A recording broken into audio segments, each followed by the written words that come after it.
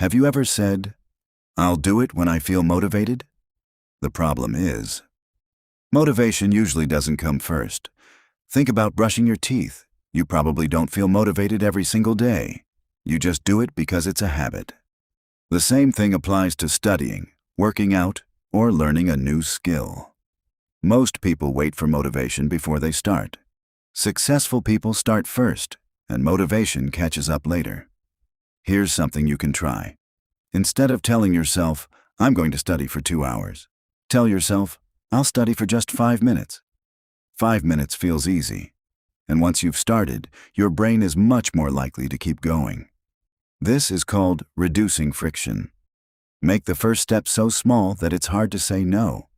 Also, stop chasing perfect days.